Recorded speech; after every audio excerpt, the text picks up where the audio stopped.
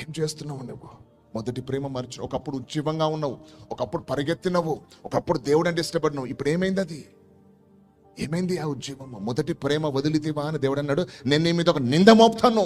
ఏంటి దాని నింద అని అంటే, ఏదో తప్పు కాదు, పాపము కాదు. నింద ఏంటిదనంటే, మొదటను కలిగిన ప్రేమ తగ్గింది అనంట. మొదటను నన్ను ప్రేమించినావు, ఇప్పుడు నా మీద ప్రేమ తగ్గింది అని అంటాడు దేవుడు. Where is your first love? మొదట్లో ఉన్నప్పుడు ఉజ్జీవం ఉందా? మొదట్లో పరిగెత్తిన బలము నీకు ఉన్నదా? అంటే మొదట్లో పరిగెత్తినట్టుగా నువ్వు పరిగెత్తగలుగుతున్నావా? చూడండి ఒక్కసారి, దేవుని కంటే ఎక్కువ నిన్ను నీవు ప్రేమించుకుంటున్నావేమో. నిన్ను ఎక్కువ ప్రేమించుకుంటున్నావు కాబట్టి నీ కొరకే నువ్వు ఆలోచించుకుంటున్నావు. నేను ఎలా బ్రతకాలి, నేను ఎలా సుఖంగా బ్రతకాలి, నేను ఎలా హాయిగా బ్రతకాలి, నేను ఎంత కష్టపడాలి నా కొరకు అన్నట్టు నువ్వు నిన్ను ప్రేమించుకుంటున్నావు ఎక్కువగా, దేవుని కంటే ఎక్కువగా. నీకంటే ఎక్కువ దేవుని ప్రేమించు, నీ ప్రాణం కంటే ఎక్కువ దేవుని ప్రేమించు. నా ప్రాణం నీ ప్రాణం అయితే, ప్రభా నాకు నీ ప్రాణమే ముఖ్యం అన్నట్టు ఉండాలి. అది సమర్పణ అంటే. దేవుడు అంటాడు కదా, 99% సమర్పణ నాకు వద్దు అని అంటాడు. 100% సమర్పణ కావాలి. 99% సమర్పణ దేవునికి భిక్షమేసినట్టు.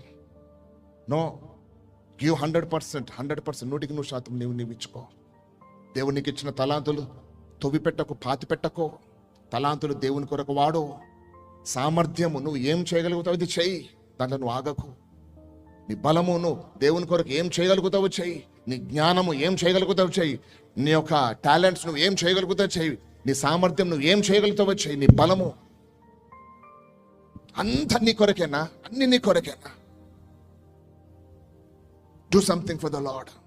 ఎందుకు అనంటే అది పరలోకంలో ధనము సమకూర్చుకున్నట్టు అనంట. అది పరలోకంలో నువ్వు దాచిపెట్టుకుంటున్నావు అన్నట్టు. రేపటి దినం నువ్వు లోకాన్ని విడిచి వెళ్ళిన తర్వాత నువ్వు చూసుకుంటావు, నువ్వు ఎంత దేవుని రాజ్యం కొరకు నువ్వు ఖర్చు పెట్టినవో, ఎంత దేవుని రాజ్యం కొరకు నువ్వు హస్తాలు చాపినవో, నువ్వెంత దేవుని కొరకు పరిగెత్తినవో, పరిచర్య చేసినవో అక్కడ కనబడుతుంది అనంట. నువ్వు కింద ఇంట్లో భూమి మీద నువ్వు డ్యూప్లెక్స్ హౌస్లో ఉండు, పైకి పోయిన గూడ్చే దొరికింది అనుకో, ఎలా ఉంటుంది నీకు? అదే పైకి పోయిన దొరికితే నీకు పెద్ద ప్యాలెస్, డ్యూప్లెక్స్ ప్యాలెస్లో దొరికినాయి అనుకో, నీకు ఎలా అనిపిస్తుంది? అప్పుడు గుర్తుపెట్టుకో, భూమి మీద నువ్వు దాచుకునేది నువ్వు తర్వాత నీ పిల్లలు లాగేసుకుంటారు. గుర్తుపెట్టుకో, అది ఉండదు నీ దగ్గర.